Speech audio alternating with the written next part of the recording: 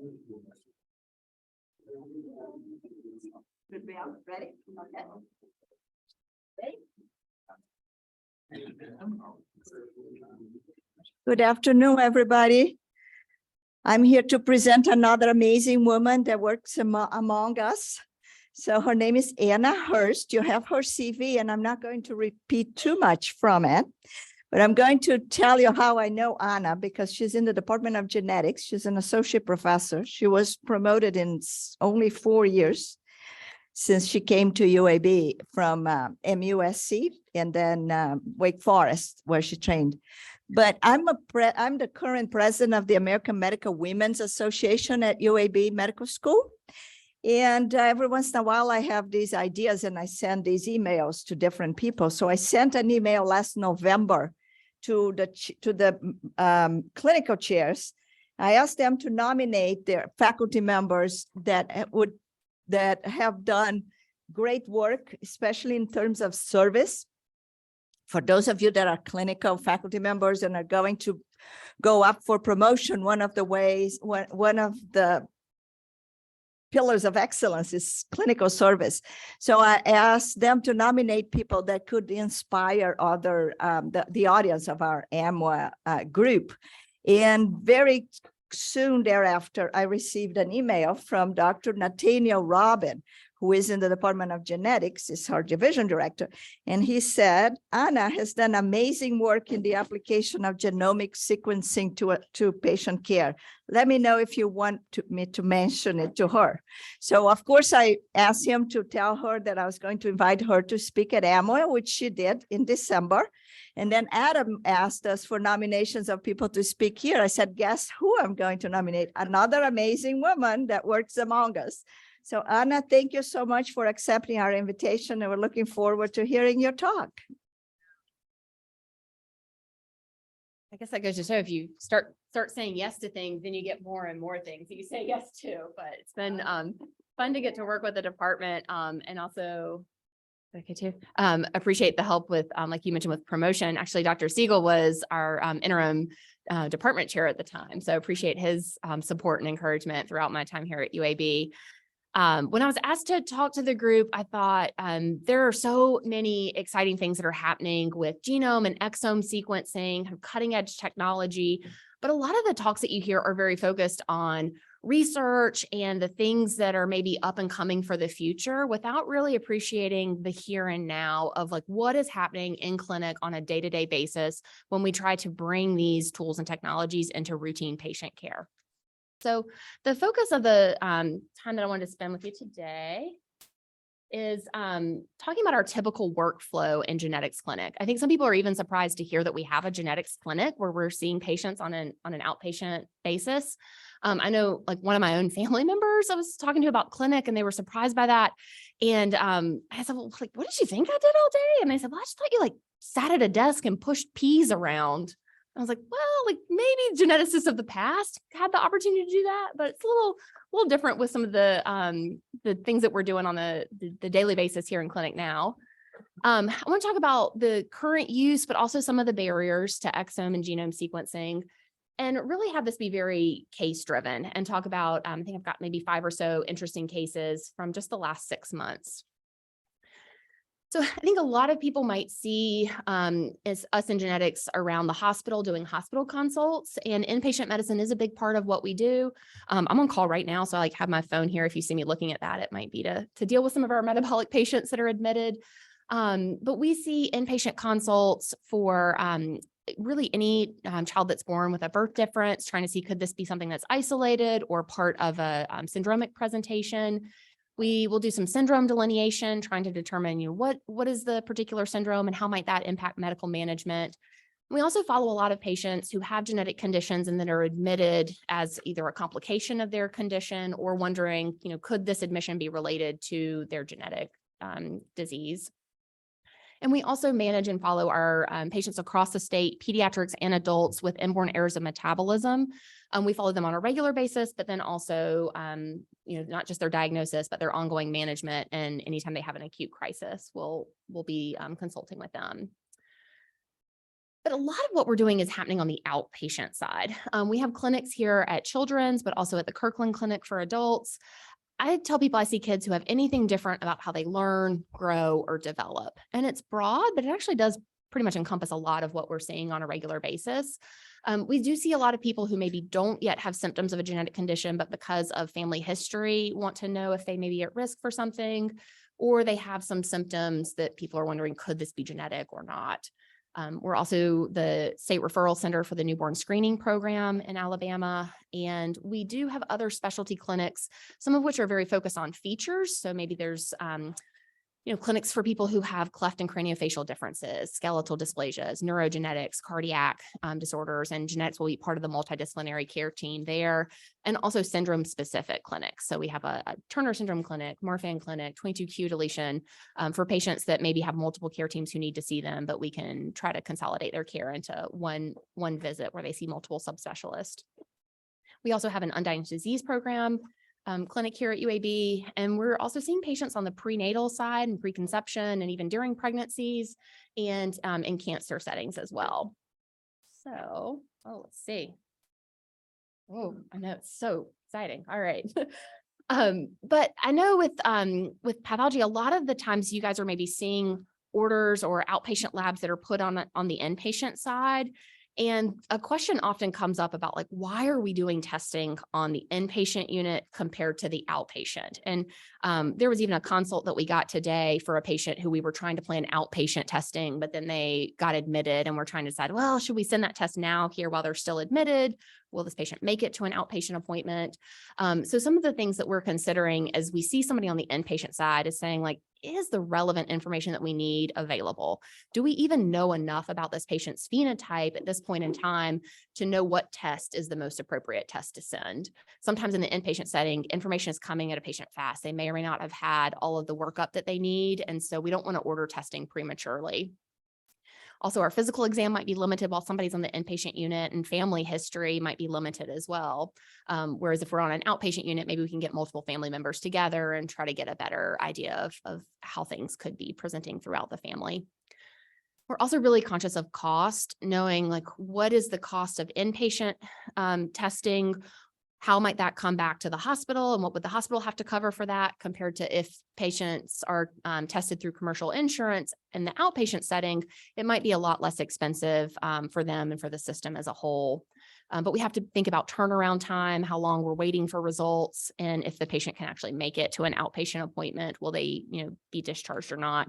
So the question that this really comes back to is, will this test impact our management during a current admission? And if not, then usually we're saying, let's see that person as an outpatient.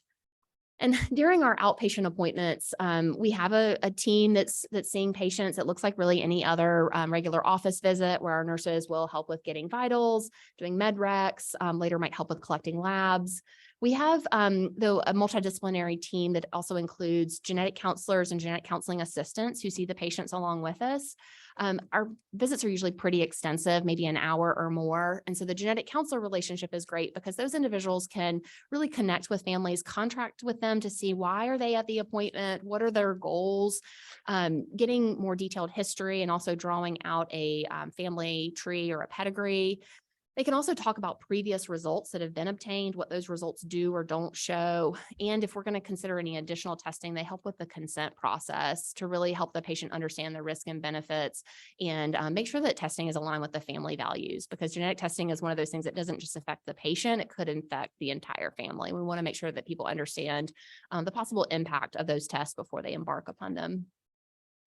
As a medical geneticist, my job is largely focused on the physical exam, compiling all that information together and determining the most appropriate testing strategy. And then also when results come back, figuring out a medical management plan and how do we use those results to improve someone's healthcare. And we also have a great group of genetic counseling assistants. A lot of these individuals are interested in maybe going into genetic counseling school one day, and they help a lot with our benefits inquiries, prior authorizations, the order entry, even things like sample packaging and shipping, just because with each of these tests, they can be so esoteric and go to different labs. And we just need the help and coordination of somebody to make sure that we can do all of these things in an appropriate way while also keeping clinic flow rolling. our thought process and approach to how we think of patients in clinic is definitely evolving with some new tools, but I really liked this kind of cartoon schematic that I found from a textbook that was first published over 30 years ago. This is kind of thinking of the Sherlock Holmes model of how do you make a diagnosis. And there is this initial phase where we're bringing together clues and pieces of a puzzle. We're looking at our history, our physical exam, and sometimes they're like pivotal pieces. I like how these are like corner pieces where like if you're putting together a puzzle, sometimes those corners really anchor you and they help you think, okay, what are the things here that are like most important, most unique to my diagnosis? And sometimes that gives you like a light bulb moment where you say, I immediately recognize this pattern. I know exactly what condition this is. And maybe I just can either make a definitive clinical diagnosis without needing any DNA testing, or maybe I can go right to a single gene. But other times the presentations are maybe vague or complex, or there's other factors that go in that we say, I need to do some thinking about this. I need to cross-reference this. I need to think about building a short list or building my differential diagnosis. And then maybe that will lead to testing, or maybe I don't have a diagnosis and just need to wait and give some patients time to grow and develop more. But as technology has evolved, we get really excited about things like exomes and genomes. And when you look back, it really like hasn't changed our overall workflow. It's just that technology is improving different steps in this process. So with our physical exam, technology is improving things with facial recognition software. I'll talk a little bit about face to gene, which is something that I'm involved with and enjoy using in my clinical workflow. But also we're just trying to get better as a community about having standardized phenotypic terms that we use to describe the same features the same way every time. It makes it better for research, makes it better for searching things in the literature, and just hopefully gives a more standardized approach to the exam. Our cross-references are no longer just textbooks. We have lots of online databases. I think people are pretty familiar with things like OMIM, but even like Phenomizer and new tools that can help you build your differential in a phenotype-driven way. And some of these new tests could be, a short list or like a customized panel that looks at a handful or even a few hundred genes. But we also have these specialized testings like exomes and genome sequencing that can improve our process as well. But even despite all of these new approaches, the overall flow is somewhat the same. I mentioned a little bit about dysmorphology. This is an area that I really enjoy. I am just constantly fascinated by the fact that someone's face can give you a clue to their overall health, to knowing that they need screening for their kidneys, for their lungs. There are, I think people are pretty used to looking at faces on a regular basis, and your brain is kind of tuned to know like what's normal and what might be unique. And I kind of use the analogy even with some of our students, like most people might recognize somebody who has Down syndrome if you see that individual at school or, at the grocery store. It's not that you individually broke apart the pieces of their face and said, well, this is an individual with like brachycephaly and upsetting palpebral fissures and epicanthus, but it's that combination of features that together give you this gestalt that is a pretty recognizable pattern every time. Whereas geneticists, when you start to see enough of these patterns and enough of these things that pull together, we think we can maybe make a diagnosis based off a face exam and maybe like 50 to 100 different syndromes, depending on how comfortable somebody feels with that. But now we have molecular testing to kind of confirm and tell you when you're wrong, which maybe is also a little humbling part of the process. But we do look a lot at facial features and kind of use some of these measurements and exams to strengthen our diagnostic process. But like I mentioned, technology is making this easier in some ways. There's a software called Face to Gene. This is a free software for healthcare professionals. And I guess in disclosures, I'm on the scientific advisory board of this group, but don't get any money or any, benefit from that financially. But I think it's a product that has kind of become interesting that a lot of geneticists are using, to help secure their photos in a HIPAA secure platform, but also to get measurements of the face better than I can get with a kid who is like moving and wiggling throughout a clinic visit. And the way this works is by taking a two-dimensional photo. So you don't need any specialized 3D cameras or equipment. You just have I use an iPad in clinic to take a picture of the face. And the software is able to look at about 160 data points and get measurements between different landmarks, and then look at ratios of those and compare them to syndromes in a database. And there's a couple hundred syndromes in the database. Some of them, there are more patients than others, and the more and more patients that are put into the database, the stronger the system becomes. There is a lot of security stuff that goes in where the software can't actually see the pictures that are inputted. They just see the data that comes off of the photos. So it remains privacy and HIPAA secure. But over time, I've actually seen, like maybe over the last 10 years or so, this software get better and better at picking up certain facial features and syndromes. Although I do joke, like it's not putting me out of a job anytime soon, because it definitely is just one of the tools that we use, but by itself doesn't always make a diagnosis. So when I'm using this in clinic, I'll introduce the idea to patients and parents. We have institutional consent that is part of the sign-in forms that families do, but I always get like second verbal consent so they know exactly what's doing. And a lot of the kids and the parents are actually really enjoy this and they want to see the results, and we talk through them together. But we'll take a photo with an iPad and then immediately be able to kind of inform the child and the family what the system's showing, if it makes me more or less suspicious for a certain condition. And often I'll say, this is like an unbiased second opinion, making sure I'm not missing something that should be obvious, because there are times where this has changed our testing strategy. And maybe instead of sending a big test, we send a more focused test. And during the visit itself, it's actually helpful because I can store my measurements in the app of any, ear size, eyes, hands, other measurements that I need growth curves for. And then also I can tell the lab, hey, like this system flagged that I really need to pay attention to a certain gene. Could you make sure that when you're doing the analysis, you let me know of any VUSs or anything that might not normally have been reported when you were looking at that gene? Yes. When does the result come back? It's immediate. So as soon as you put it in, any photo that you put will give you like 10 to 20 different conditions that might be higher on the differential. During the same visit. So during the same visit. Yeah. So you have to be pretty comfortable navigating that conversation no matter what pops up. If it's a high match for something, I need to be like pretty flexible enough to say like, actually, this is a pretty reasonable thought. And here's what I know about that syndrome. And maybe some of this does or doesn't fit. Or also if everything's a low match, I'll often say like, well, this is showing me I'm not missing something that should be obvious. I do. Yeah. And I've had pretty good success with that. I haven't had any families that are like, oh, this says my child has Williams syndrome. We need to be testing for this instead. I think it's all in like how you frame it, how you present it to the families. And sometimes I'll equate it to like, sometimes you put a picture on Facebook and it says, do you want to tag? And it's like your relative. And you're like, well, that's obviously not my relative, but we look alike. And maybe that's why it thinks that picture is my sister or my cousin or something. And so sometimes it's like, man, it's close enough to kind of catch your attention, but also not right. So a lot of families kind of understand that kind of analogy.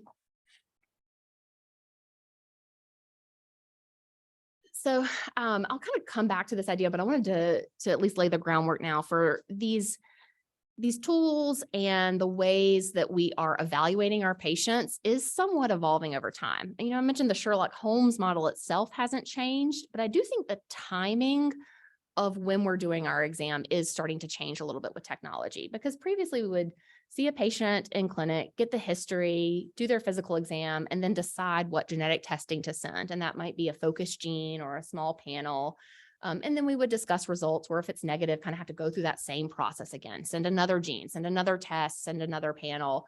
And this would lead to what's called like a diagnostic odyssey, where people would feel like they just kind of had test after test, never had any answers. A lot of people would get testing fatigue, not want to return to genetics. This process could be really expensive. And so now we're seeing that it's more common to use larger tests like exome and genome sequencing on the front end, and be able to send genetic testing early, that then when the results come back, then we're really digging into our physical exam and the history and saying, is this result make sense for my patient? Does it seem consistent with the genotype and phenotype in front of me? And with that, we often don't always have to go back to genetic testing again, because you've got the genome or exome there, which should theoretically be a little bit more thorough and more complete. And so that will hopefully mean that you don't have to do multiple blood draws, and you can just reanalyze data instead of having to physically bring the patient back for another test.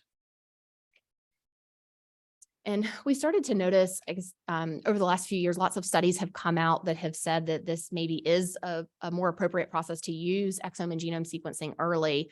And so the American College of Medical Genetics and Genomics did a evidence-based review and came out with a practice guideline about a year and a half ago that said that really exome and genome sequencing could be first or second tier testing, specifically for people with congenital anomalies like birth defects, developmental delay, and intellectual disabilities.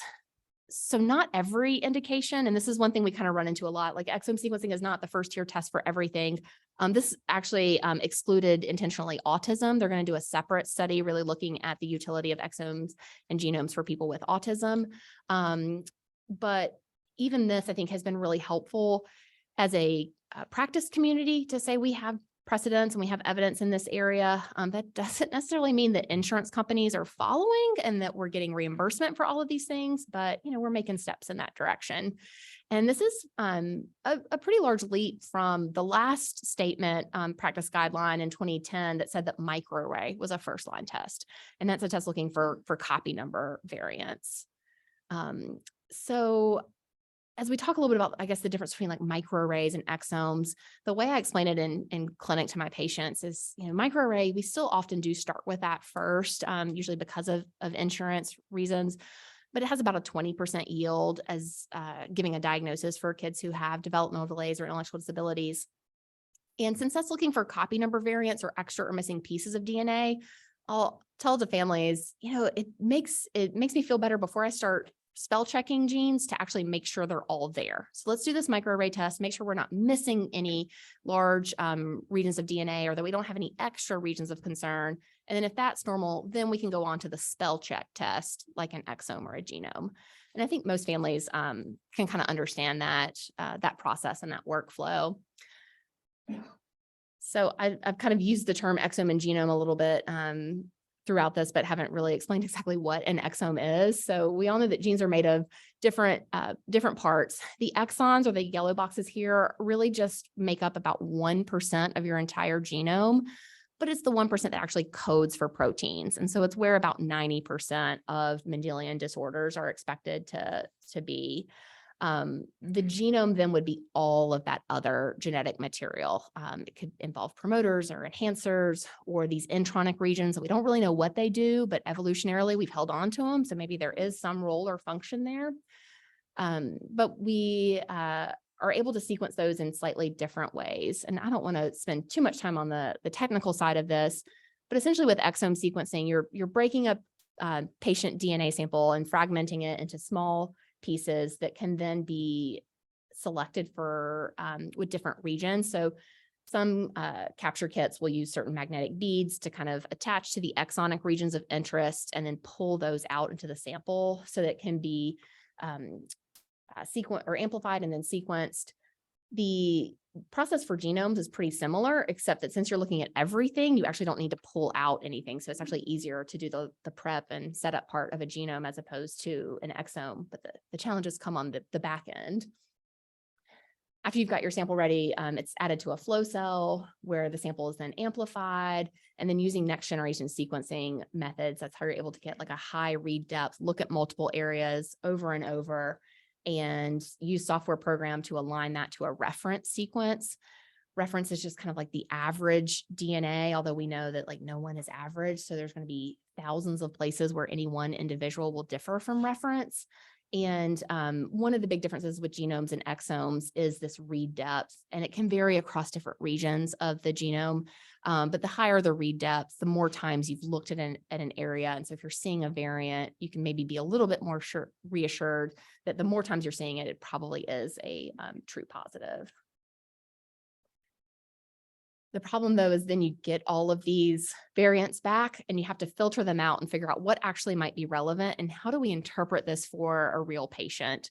You might start with tens of thousands of variations from reference, but then bioinformatics software will have to figure out, well, what actually meets our quality control metrics? How do we think that these are seen in a population? If we're looking for rare diseases, let's not look at things that are seen more than 1% of the time. And so you can kind of customize your filters to show you variants of interest.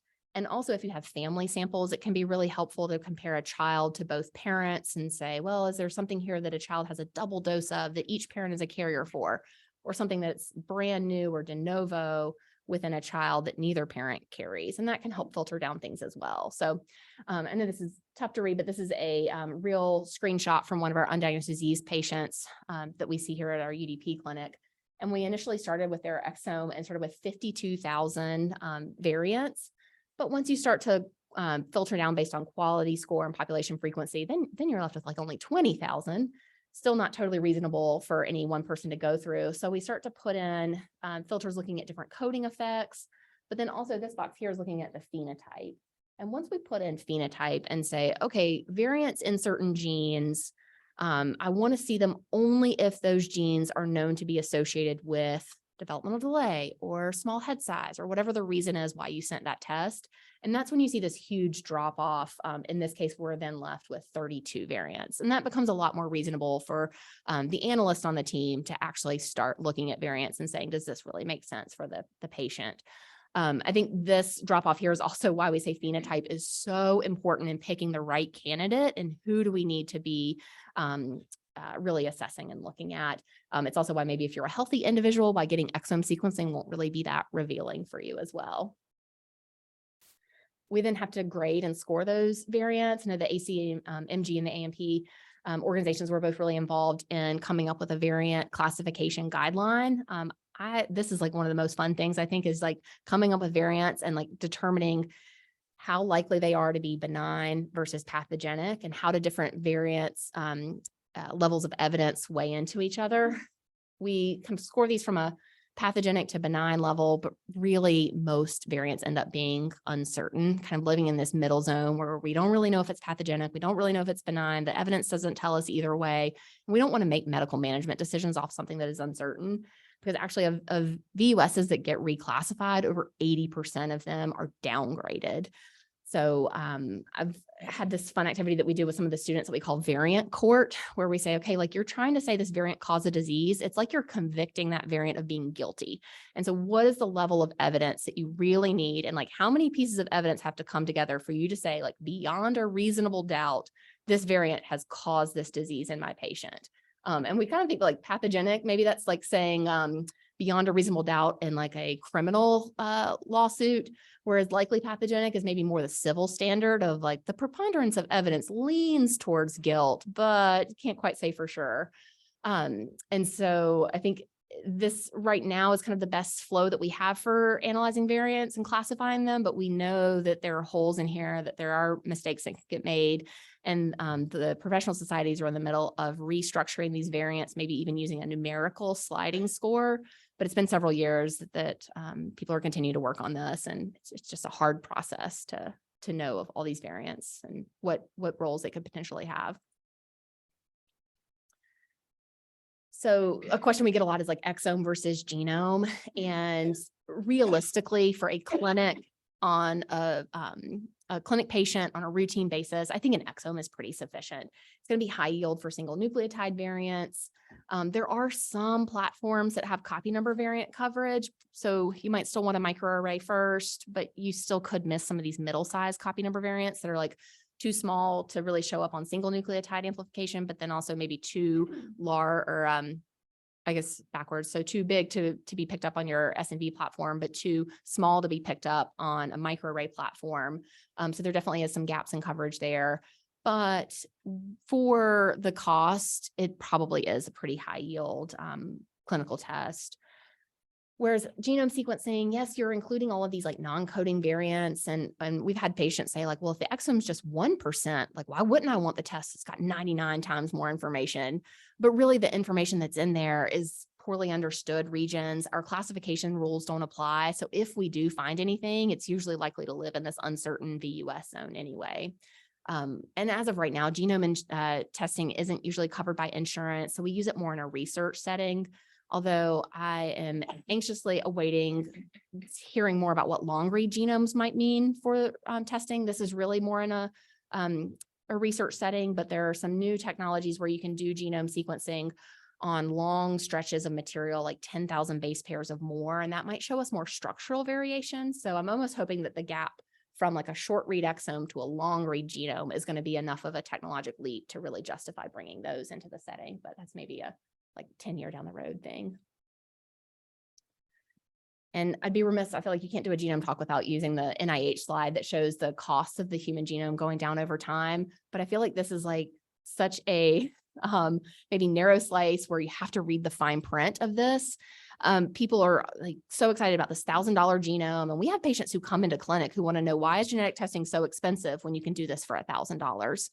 But the fine print is that this doesn't cover all of the other things that I'm sure you're well aware of that go into lab and test development with quality control, the computational tools that have to be used for the analysis, how you manage these large scale sequencing projects, keeping your informatics equipment up to date, and then all of that analysis that happens downstream with the interpretation, the classification that usually does involve a lot of human input. And so that's the point where a $1,000 genome becomes something that is 3 to 4 times that when you actually end up having to charge for this.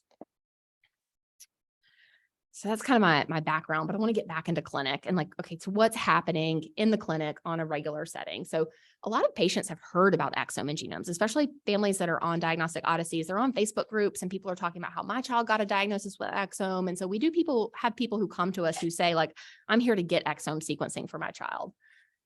And one of the first things we have to think about is like, well, will their insurance cover that? First of all, it's does the child have features that would warrant coverage of this test? Do they have congenital anomalies, intellectual disability, developmental delay, those things? If a child has Medicaid, right now there are certain labs that have arrangements where they will bill Medicaid, but then not back bill the patient. So we have a few labs that we work with where we know if a child has Medicaid and meets certain phenotypic features, we can go ahead and send the exome the same day in clinic. Private insurance really depends on the plan. So it's hard to make any blanket statement that applies to all different platforms. But usually we have to do some type of prior authorization, send in clinic notes, and also get a benefits inquiry. Sometimes we can do an instant benefits inquiry in the clinic through a website and see, well, it's maybe predicted to be $0 out of pocket. So maybe we could head in this direction. Or sometimes we do that instant BI in clinic and it'll say like $4,000. And part of that is deductible. And if the family knows they haven't met their deductible yet, maybe it's not a realistic thing at this time. A lot of times for those patients, we will talk about research genome options that I'll mention at the end for some opportunities we have here in Alabama. But families can also self-pay for this, especially too, we've had some families where they're adamant they want an exome. It's not totally unreasonable, but based on like the clear phenotypic checklist, it doesn't maybe make sense. That's maybe a child with autism. And so we say, well, if insurance won't cover it, and if you want to self-pay, there are labs that have a self-pay price around $2,500. Some labs have some sliding scales, so we can often look into those based on household size and income. So a lot of this is really a case-by-case basis. I don't love talking about this. And like, I like having our genetic counseling assistants or somebody in there who's not the doctor, because I don't ever want the family to feel like I'm unduly pressuring them in one situation or another. I think it is really important that we talk about the cost of our testing with families, but also I don't want them to feel pressured in any direction. If the family does want to go ahead with testing, then we have a pretty lengthy consent process. And I think this is maybe one of the things that is important, but also makes it hard to scale up just sending exomes on everybody, because families really have to know what are the benefits and limitations of this testing, knowing that the diagnostic yield is only around 30%, that it is, even though some people call this whole exome or whole genome sequencing, it's not whole. There's not every piece of the DNA covered. It's not perfect. There are things that can be missed, some of that because of technical reasons, some of it just because of our gaps in our knowledge.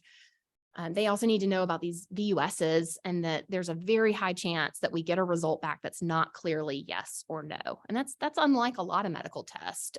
So families are often surprised to hear that it's not always a clear yes or no answer. We also might find candidate genes where the result is positive, but we actually don't know what that means for your child's future. So sometimes families can have even more anxiety after a test comes back, and making sure they're kind of prepared for that. And that would be a possibility they'd be comfortable with. And then a huge issue of conversation is about the idea of secondary findings. When you're looking at 22,000 genes, you might find things that aren't related to the child's health today, but could be important for the future. And there is a list that the ACMG has published of genes for which, if you knew a child or an adult had one of these genetic changes, it would immediately change their medical management. Also could have importance for the family.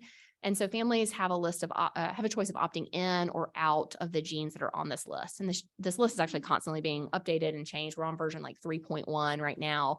So there's over 80 genes that are here, and it's like a blanket opt-in, opt-out. You can't just like pick and choose from the list. But some of the things that are on there are things like BRCA1 and 2, hereditary cancer predispositions, cardiomyopathies, malignant hyperthermia, things that if you had that, you would probably do something different about your healthcare if you knew about it. And when we have these conversations with families, it's very interesting. I would say a majority opt in. And part of that is because they're on a diagnostic odyssey. And then so they're like, if you can tell me anything, I want to know anything that's out there. Other people say, I am so overwhelmed by what's going on right now. My child has a birth defect. We're in the hospital all the time. I can't deal with one more thing. Only tell me things that are relevant for today. And only after you have a detailed conversation with the family about their values and about where they're at emotionally can you really help them kind of navigate that decision that's right for them and their family at the time. We also kind of preface things by talking about sometimes we learn things about the family that we weren't expecting. We're often doing trio testing, so we're sending samples on mom and dad. It's not uncommon that we find out one of the parents is not biologically related, and we have to navigate that conversation. We also might find out that parents might have shared common ancestors and might be more closely related than they thought before. So we kind of talk about that, and usually like the family will laugh and say, oh, no. We say, well, we talk about it with everybody because you just never know. And we've had probably maybe 5 or so cases this year where we get, non-paternity or something back on a test that was thought to be unexpected. So the logistics that we have to talk through are we going to send proband only or just looking at the child? Or are we going to look at both parents? It can make the interpretation and the analysis a lot easier if we have both parents, but sometimes there's limitations. I had a child yesterday in clinic where the dad is in prison and the mom was like, can we send a kit to him? And I was like, I don't know how you send a kit to somebody in prison and have them swab their mouth and get it in. So we were like, well, maybe let's just send a duo. Let's send the child and the mom's test first, and then we figure out later if we need to cross that bridge. We also can do blood or buccal specimens. Both seem to be equally accurate if you get a result back. The problem with the buccal swab is sometimes there's not enough DNA, so we might need a repeat collection, but that works well for kids with autism or maybe those who have like a severe needle phobia or just for convenience as well. So I wanted to just kind of look at my own like stats from the last 6 months and say, okay, how often are we sending commercial exomes in clinic and what's happening with this? So this is like a real life slice of what the last 6 months in my own clinic looks like. I see patients 1 half day a week, always on Wednesday afternoons, and then every other Friday afternoon. Other days of the month, I'm at Hudson Alpha seeing patients at their genome clinic. So for this purpose, I just looked at my 6 clinics a month at UAB. I'm seeing around 4 to 5 kids in a clinic day, sending exomes maybe once or twice, because there's plenty of other indications we see where we don't need to send an exome. But in the last 6 months or so, sent 23 commercial exomes. For 5 of those, I added on mitochondrial sequencing. I also sent 2 reanalyses. So a lot of these labs will say, if your result is negative, you get 1 free reanalysis, and you have to be kind of strategic about when do you tell them you want that free reanalysis. Too soon, and you might miss out on an opportunity for science to catch up.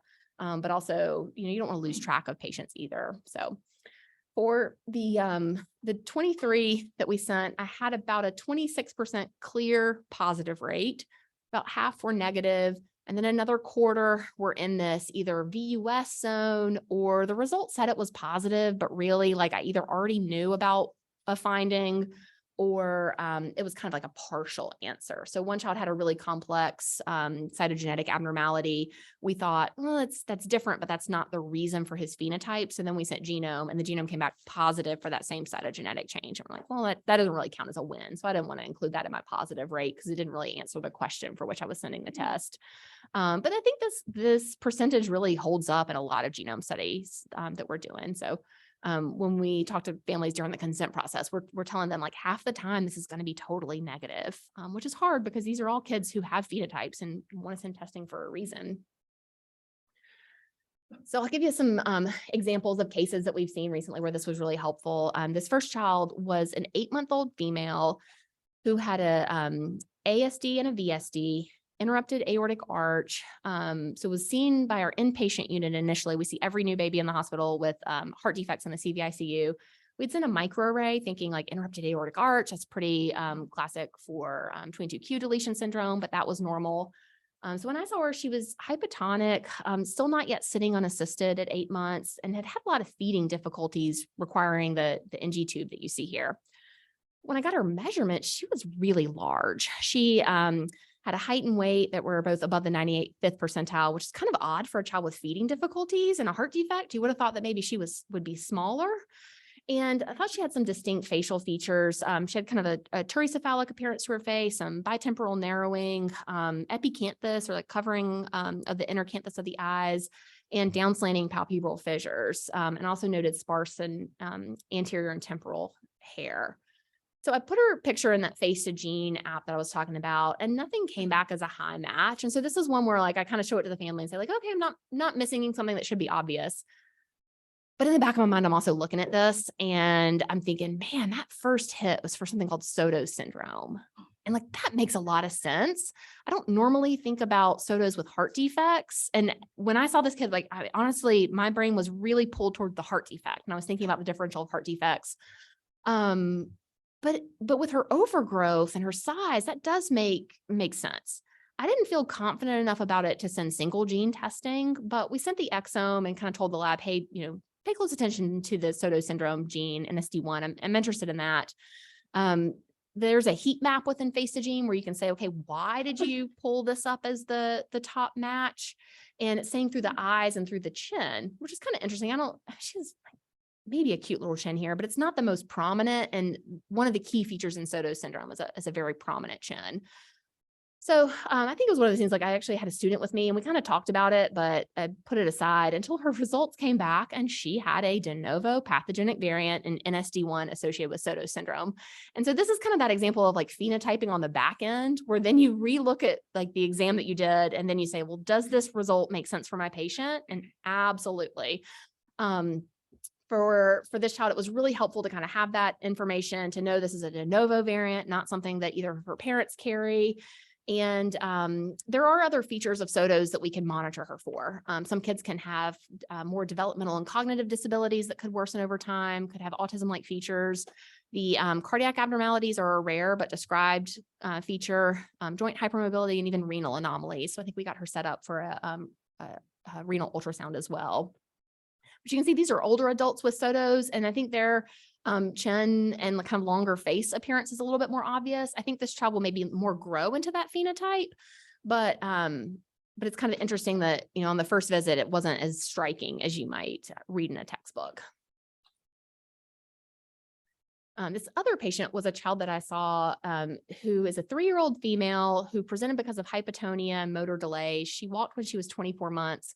She actually had a twin sister who was developing normally. And I think that was the discrepancy between them was one of the things that caught the pediatrician's eyes. They also mentioned that she had large head size, some speech delays, but also that she looked a lot like her mom. And so I'm like, well, maybe are some of her features family traits. She has some pretty distinct facial features. She had a microarray that was non-diagnostic. She also had some larger body parameters, had a large head size with widely spaced eyes. And this is one of those cases where I get the ruler out and I'm trying to measure the child's eyes. And she does have like a widened interpupillary distance between the eyes here. Also, her ears are pretty low set and small themselves. So they look especially small when you've got like a 2nd percentile ear measurement on a 98th percentile head. But so that kind of stood out to me. But I said, man, she does look a lot like her mom. And like mama had some speech delays, but overall was doing well and was taking care of her twins and seemed to be pretty well organized. So I didn't think that she had like an overt intellectual disability. So I wasn't quite sure what she had, but we said, well, we'll send exome sequencing since that initial array was non-diagnostic. Again, Face to Gene, I put her picture in here. Nothing stood out as a high match. Anytime you have widely spaced eyes like this, we see things like rhizopathies like Noonan syndrome and cardiofacial cutaneous syndrome pop up. So I kind of looked at it, but honestly kind of disregarded it a little bit. And then her exome came back and she has a MAP2K2 related rhizopathy associated with cardiofacial cutaneous syndrome. So one of the ones that Face to Gene picked up on. And this was inherited from her mom, which then it kind of made sense. We're like, well, like that's probably why she looks like mom. Like they've got the same condition, the same syndrome. But she also had a second diagnosis of a condition called Bainbridge-Roper's syndrome. And I think that's why it was kind of throwing me off. I've met about 4 patients with Bainbridge-Roper's before. Usually the nose, it's what's more distinct in them, but with her widely spaced eyes from the cardiofacial cutaneous syndrome, she didn't quite fit what I would expect for either condition. We didn't have dad available for testing. I would guess that this ASXL3 variant is probably de novo or new in her, because usually the intellectual disabilities in this condition are a bit more severe. So we had a conversation with the family about the difference between these two syndromes. The CFC probably does explain the macrocephaly and some of the facial features. They can also have curly but sparse hair, which she and her mom both did have. But at the time, you thought maybe that could be normal for ancestry. Could explain some of the maybe milder delays. But really with the Bainbridge-Roper syndrome and this condition, delays are a bit more pronounced. And this also probably explained her hypotonia more. And so she has this blended phenotype from 2 conditions that I think had we focused narrowly on either one path, we might would have missed the other. The third patient actually just got his results back and saw him in clinic yesterday, and he offered to take pictures to share with you guys today. Really great kid who's 8 years old, adopted from Turkey, and was known to have congenital glaucoma and had surgeries in Turkey. And 2 of his biologic sisters reportedly also had glaucoma as well. And that was kind of reported to the adoption agency, but that was all the family history information that was known.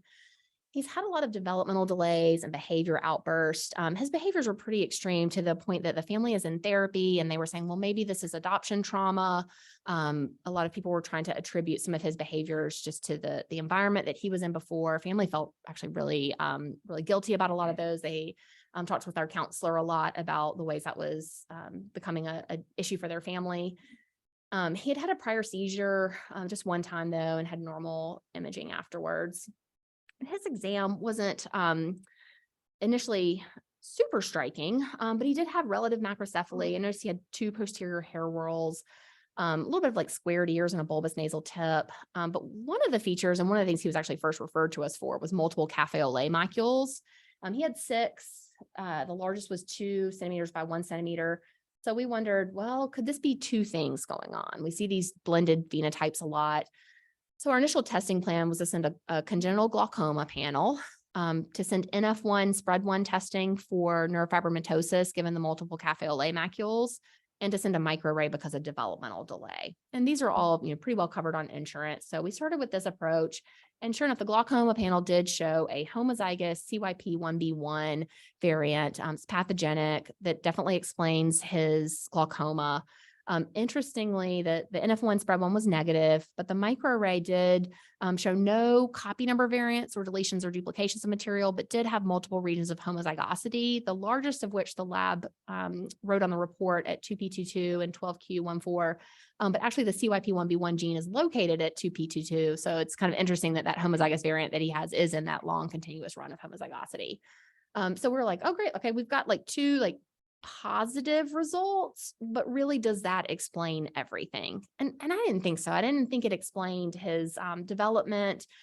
Again, this is this question of, could there be environmental effects, or could there be something else? So family wanted to proceed with exome sequencing. The exome did show the same CYP1B1 homozygous variant that we knew about, but also showed a pathogenic frame shift variant in KMT2E, which is a really newly described syndrome. Just maybe 2-3 years ago, the paper first came out. They're calling it O'Donnell-Luria-Rodan syndrome. And when you start reading about this actually makes a lot of sense for this child. But then he also had one of these variants of uncertain significance in a gene called GATA2B, D2B. So we talked to the parents about these 2 syndromes. The O'Donnell-Luria-Rodan syndrome is probably explaining the relative macrocephaly, some of his facial features that I didn't appreciate at the time, but full cheeks and prominent nasolabial folds. And if you go back to his pictures, I'm like, okay, maybe so. I can see that he has those features, but at the time of my exam, I didn't comment on it. And that's one of those things, once you see multiple patients in a collection, then you can start to say maybe collectively they have fuller cheeks than you might normally expect for their families. I thought our patient looks a lot like this patient C down here. they can also have some delays, intellectual disabilities that are pretty pronounced, and abnormal brain imaging. Although after our patient's seizure, we knew he had that normal imaging. The GAN syndrome, the D2B, has a lot of overlapping features, but we got to the point where there's just no way to tell, like, what is this really something pathogenic or not? Could there be a blended phenotype?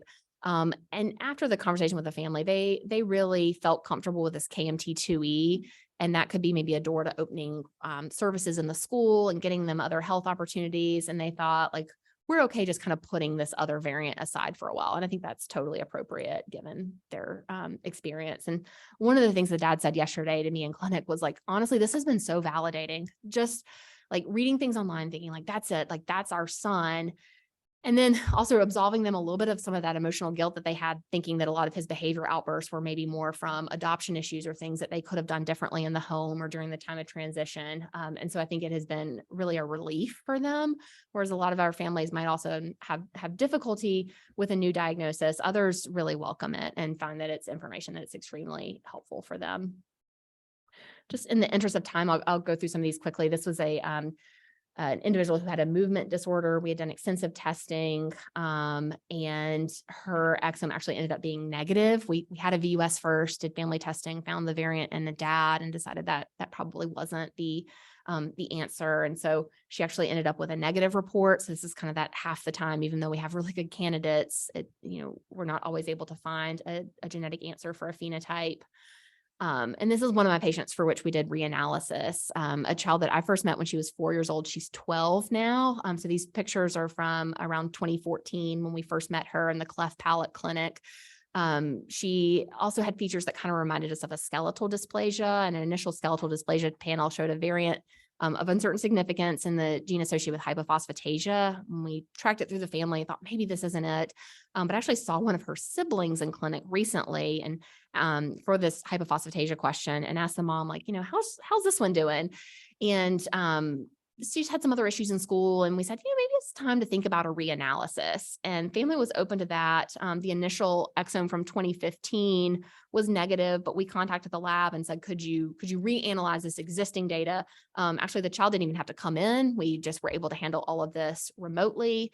And they sent us back pretty quickly a report that had a de novo variant in a gene called CEP2 that I was not familiar with. And that's probably because no disease is currently described. We've got 22,000 genes, and we know what about 7,000 of them do. So a lot of times we get these results back that are in that kind of other group of genes that we just don't know what the potential human impact could be yet. And this is one of those times where like clinical care might become bordering on the line of research. I put the gene into Gene Matcher, which is a great free resource where clinicians and researchers and people interested in certain genes can kind of send out flares to each other and say, hey, I'm interested in this gene. Are you? Maybe we could collaborate. Let's get a cohort together.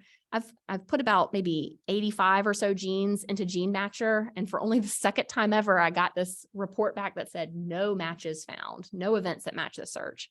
So it's like, well, is nobody searching this because it's nothing, or is nobody searching it because it really is so rare? So we talked to the family about like, what would be helpful for you? What do you want to do with this information? The three options could be we sit on it, we do nothing, we don't think about it, or we could wait and see if somebody contacts us through Gene Matcher, or the third option is to be proactive. And the family thought about it for a while, but decided that maybe being proactive would be helpful, knowing that research can take 5 to 10 years. And maybe by the time this child is in her 20s, she might want information about what this gene might mean for her future or for her reproductive health. And so we're connecting the child and the family with UAB's CPAM, or Center for Precision Animal Modeling, to see if this might be a variant that the team could be interested in. What starts the process is a clinician nominates a variant through CPAM. And so we can kind of submit to them and say, hey, is anybody interested in CEP2? They can talk to our family, consent them, and then a group will review the variant and then meet together to decide, is this something that might be amenable to animal modeling? What would somebody do with this animal model? Could it be the type of thing that could lead to new diagnosis or treatment and therapeutics, which is really the aim. And so this is kind of one of the opportunities where with this exome and genome sequencing, we're kind of bridging from clinic into the research space and having more opportunities to share there. And so a lot of people after doing this test, we'll say like, well, is this research, is this clinical? At what point do you need an exome? And my thought, kind of like I said before, is I don't know if the exome is really that much of a yield, or if the genome is really that much of a yield over the exome. I've been a part of a research study that we've had through Children's and Hudson Alpha, where we've sent clinical genome sequencing, trying to see like, is there a difference between exomes and genomes? And I've sent genome sequencing in 145 patients. And I looked back through my results and really only found 4 cases where the genome found something that maybe the exome would have missed, although it's kind of debatable that maybe some of these deletions would have flagged on certain capture kits of exomes.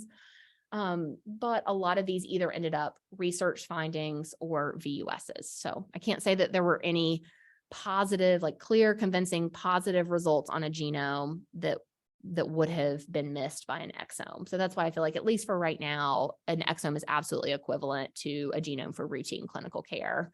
And other people have done studies where they've looked at, do you need to do a genome after an exome? And essentially the answer is no. They've kind of said that really just reanalyzing your existing data is the best way to get information. But we do love research genomes, and we have lots of opportunities here at UAB and partnering with Hudson Alpha to have access for genomes for patients. SouthSeek has now ended enrollment, but that was for infants in the NICU. The Alabama Genomic Health Initiative is for pediatric and adult patients. This is where we end up sending a lot of our patients, where if insurance won't cover the exome, we can refer them to AGHI for a research genome. And then we also have the Children's of Alabama Genome Sequencing Project, relationship between Children's and Hudson Alpha for clinical genomes. So in summary, we love exomes. It's a great way to help find rare diseases, but has a lot of important things you need to consider with the consent process and being prepared for potentially complicated results. I want to thank our team at the clinic and also the patients and families. And I'll leave with a kind of quick link. There's like a QR code at the top if anybody's interested, but we're doing a rare disease symposium on March 10th over at Children's. Some of the speakers are going to be people from Hudson Alpha talking about long read disorders and ways to kind of help individuals in the rare disease community connect with researchers. So if that's anything of interest, come join us for that. There's CME credits and all those good things. I'm happy to take any questions if we have a few minutes.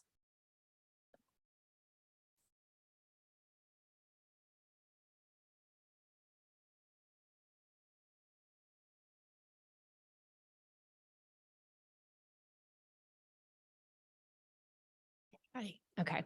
I don't know if there's any questions on Zoom either. I didn't see the chat, but yes. Which tool do you use to classify variants?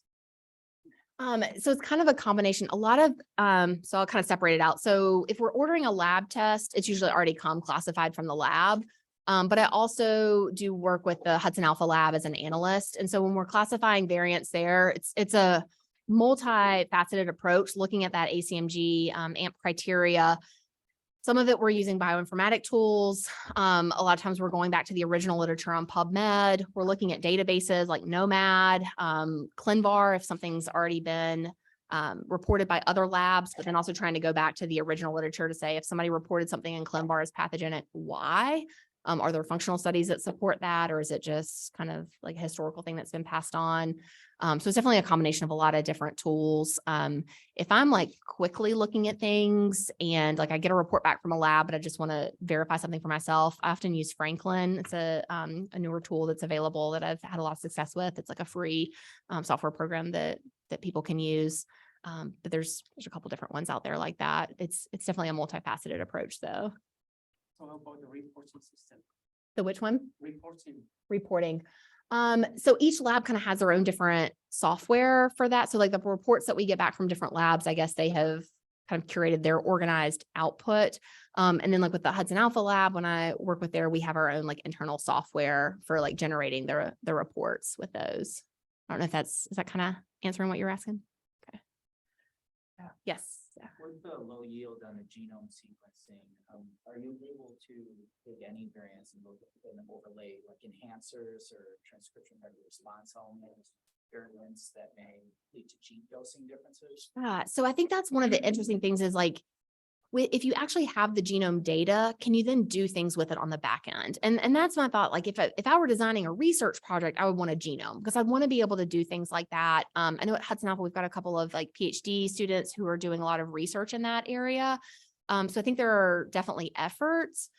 But then the question is like, if you find something and it looks intriguing and unique, is that enough to take it back to a patient? And what do you do with that information once you found it? So I definitely think that like have to feel like with our amount of genomes that are negative and really good candidates, is that an enhancer issue? Is it a promoter site? Is it something in the intron? Is it a multiple gene effect? Is it a gene that was expressed in a different way and earlier in development that might be normal now? It's hard to know, but I think the research is definitely moving in that direction to try to say like with our negative kids, where do we go from here? Looks like you have a comment in the chat. Oh, yes. Okay, I'll pull that up. Yeah. I can read it if you want. Oh, sure. From Dr. Duncan, curious about your thoughts on where testing is going for the prenatal period with respect to microarray versus WES. Yeah. Hey, Dr. Duncan. Hey. Okay, so this is really interesting. Prenatal is kind of its own sphere because what are we going to do with these results? And the idea of a VUS in the prenatal landscape can be really difficult emotionally and also timing. What are you going to change your management of a pregnancy? We definitely wouldn't recommend that on VUSs, but that has been really challenging, but also I think really important because we're able to get more information prenatally. I just saw a child yesterday that prenatally there was a concern for RASopathy based on cell-free DNA testing for single gene variants, and the baby was born and absolutely looks like they have a RASopathy. So being able to test on the prenatal setting has gotten that kid faster access to care, faster echoes, and just better medical management overall.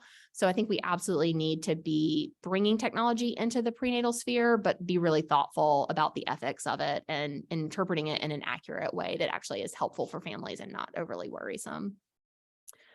And then curious about the sensitivity or specificity of the FACEA gene for fetal and neonatal and whether it's been changed with respect to racial diversity. So yes to both. So actually FACEA gene works better in young children than in adults, just because that's how they have like more pictures and how the databases have been trained, usually with a lot of photos from the literature, and a lot of genetics conditions were first reported in pediatric patients. And so as it's done machine learning to train itself, it actually is better in pediatrics than in adults.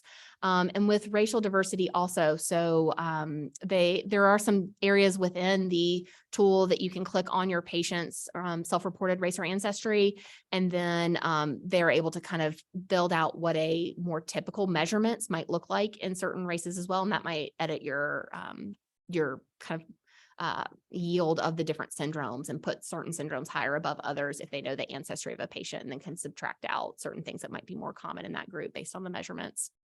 There's one question here. Go ahead. You show a huge drop of candidate gene number when you look at HPO, Yeah. which you just look at the gene that already known to cause developmental delay in intellectual disability. But if nothing positive, and then are there any efforts to figure out new pathogenic variants? Yes. So that is something that's really exciting, kind of seeing behind the scenes in the lab and knowing it's a big limitation when I order a commercial gene exome. I'm not able to see that drop off. And I don't know like what genes did they kind of talk about as a group that then I didn't see on the report, because maybe there is something interesting there.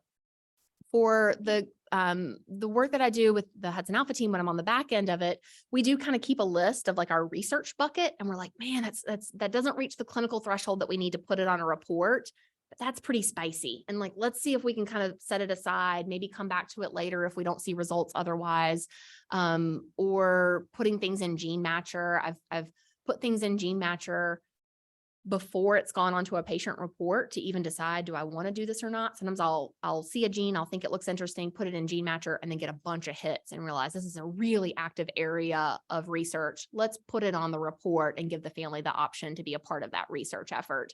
But also that drop off is what makes me feel like there's so much that we don't understand that we're missing, either because of our scientific knowledge or just like the human hands that have to go into this. And if that variant didn't stand out to an analyst and it didn't get put on a report, you might never know about it. And that's maybe one of the benefits of going back and doing reanalysis to over time see if maybe something fell out of the pipeline that that you maybe wish you would have seen earlier.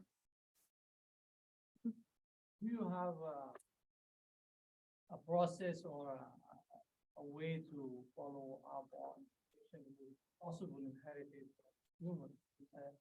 In adult, we see this frequently. In fact, just like 2 weeks ago.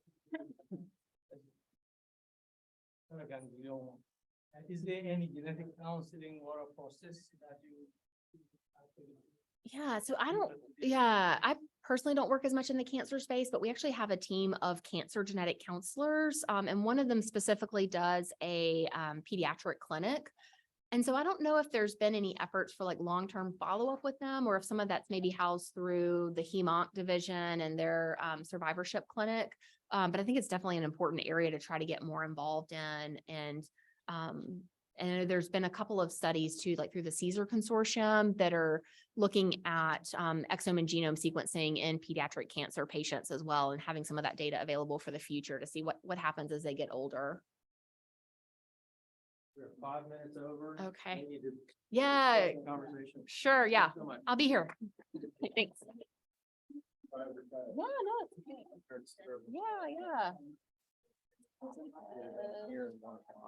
Yeah. Thanks for having me. To end it, or do they, I don't know if y'all need to just capture who's here. Okay.